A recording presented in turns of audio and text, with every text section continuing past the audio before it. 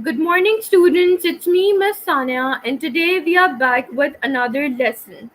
As you all know that we have completed attempts at constitutional reforms in the previous lecture, so today I am taking a start with World War II. This topic is important for your board examination because there were multiple questions which were included in the past papers.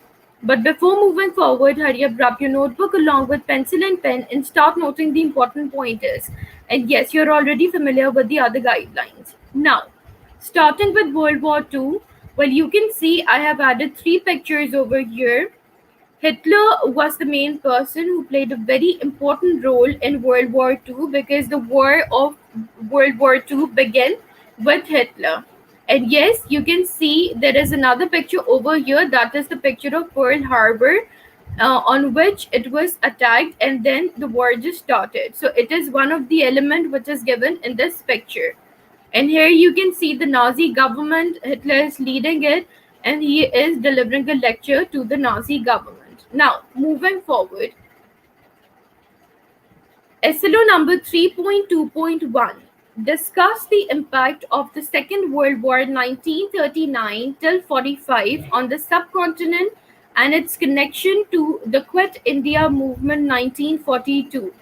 Well, I have given you a short history about that the war began with Hitler, but we are not going to discuss the other elements of World War II in this.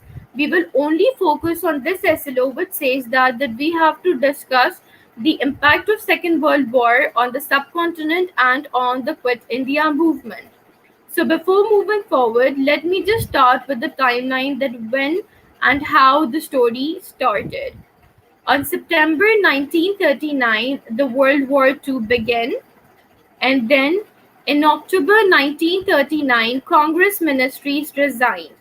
Like soon after the World War II began, then after in October, after a month, then Congress ministries resigned. The major reason why Congress ministries resigned was because they asked the Britishers to give them the powers in their hands so that they could rule the subcontinent. But Britishers were not giving the powers. Britishers were saying that first you have to support us in the war and then powers will be allotted to you. But Indians were not ready for this thing, and this is the main reason that Congress ministries resigned. Then in December 1939, Day of Deliverance was declared. Day of Deliverance was one of the most important event which is considered in the history of the subcontinent, and still it plays a very important role. The major reason was because when Congress ministries resigned in 1939, then in December, Quaid-e-Azam and the political party of Quaid-e-Azam, that was All Indian Muslim League, they celebrated the Day of Deliverance because it was the end of the British rule. That's why. And then moving towards 1940, then soon after December 1939, in March 1940, Pakistan Resolution was introduced. In Pakistan Resolution, Quaid-e-Azam Muhammad Ali Jinnah highlighted all of those points for the formation of Pakistan and for the partition. He mentioned that why is he asking for partition and why is it important for the Muslims of the subcontinent to ask for a separate nation. Then in March 1942, Cripps mission was introduced. Cripps mission was basically the mission to bring Hindu Muslims together, to unite them on one platform. This is the main reason Cripps mission was introduced. And then in August 1942, Quit India movement was introduced by Gandhi. The major reason of Quit India movement's introduction was that Gandhi was not in favor of the unitism, and that it was the powers were not given to Indians. This is the main reason. These were the two main reasons due to which Gandhi introduced this. Now, moving forward, let's just start with the background of World War II on the subcontinent. Background. The Japanese forces conquered Southeast Asia and reached Burma in early 1942. The Japanese forces, because when Pearl Harbor was attacked, then after that the Japanese forces, they conquered Southeast Asia and reached Burma in early 1942. The Burma is basically another place after Conquering Southeast Asia, they went towards Burma.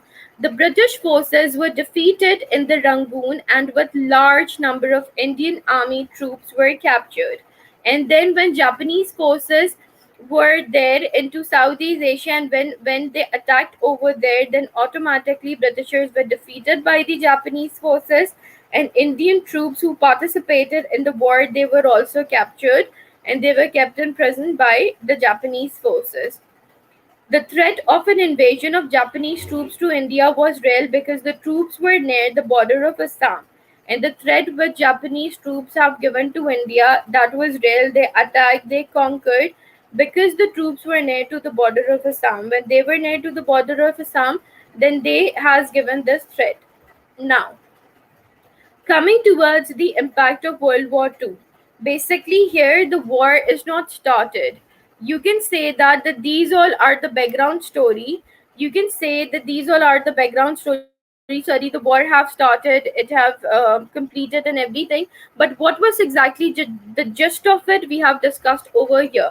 Okay, because Japanese forces conquered and then they entered into 1942 in Burma, and then you can see that the World War II began. Okay, you can see the Second World War. The period is from 1939 till 45, and 1939 is the beginning. So here you can see that war has been started. We are only explaining in bullet points that what was the background story. Now coming towards the impact of World War II on the subcontinent, the first impact was the security of subcontinent was endangered.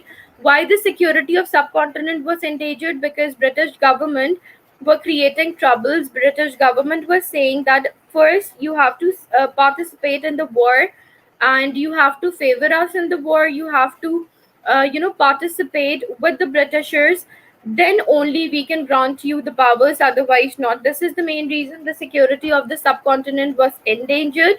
Britishers convincing the Indian government to manage war, and they were convincing the Indian government because they needed a large force to compete into World War II with the other parties. Uniting Hindu Muslims to participate in the war. This is the main reason Cripps mission was introduced, and the major purpose was not the unitism of Hindu Muslim. The major purpose was when they will be united, then they'll be having large people in majority so that they can participate in the war with them.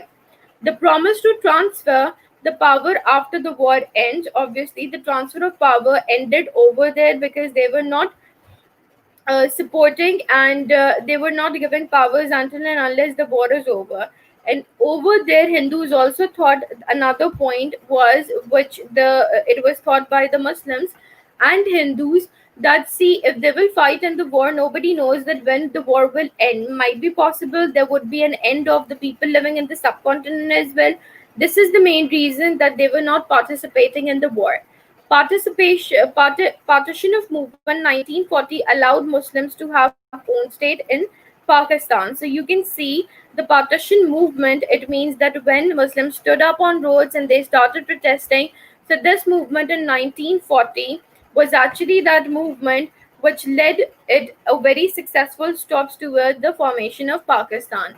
Then British Prime Minister sent delegate Cripps mission to India in March 1942 to hold discussion with Indian leaders. Then in 1942, British Prime Minister sent a delegation. It means an order that I want to talk to the Indian leaders regarding what should be done next. The delegation is basically that you want to communicate with another person. Then Cripps mission did not reach any conclusion. Not Indians were not in favor of Cripps mission, as well as Hindus were also not in, as well as Muslims were also not in favor. Then Quit India movement led by Gandhi. Quit India movement, you can say that it was a boycotted movement in which they were boycotting each and everything from the part of Britishers. Gandhi demanded to Britishers the immediate transfer of powers to Congress and leave India. Gandhi demanded this thing from Britishers because Gandhi was not trusting Britishers anymore. Indians got independence from British in 1947, and Muslims also got independence in 1947 from Britishers. Over 87,000 of British Indian soldiers died in World War II. See, already in World War II, there were different countries who were who were fighting for their rights and who were fighting for their freedoms. And Subcontinent was one of the country who took, you can say that, who took advantage of World War II, because they were already speaking about the rights. They were already speaking about that they needed a separate nation. And finally, World War II turned out to be a changing point for them, a game changer point for them, because they asked for the freedom. They started fighting for the freedom, and finally they got it. So the causes that led to the Quit India movement were: number one, it was the failure of Cripps mission, because it was rejected by the both Muslims as well as Hindus, and then the Japanese threat as well. But we will stop the causes over here. I will discuss the causes that led to the Quit India movement in the next presentation. So you have to wait for the next presentation. All right. Now, the assignment for today is SLO number 3.1, discuss the impact of Second World War 1939 till 45 on the subcontinent and its connection to the Quit India movement 1942. So this is the question basically which you have to do. All right. Thank you so much everyone for listening to us, and thank you so much everyone. I hope that this presentation proved to be something very informative for all of you, and I hope the lecture is misunderstood. Sorry, the lecture is understood, not misunderstood, understood by all of you. Still, if you people are having any sort of questions, you can ask me on KP under my instructions over there. Inshallah, I'll return back with another presentation for all of you. Till then, take care, barakallah, and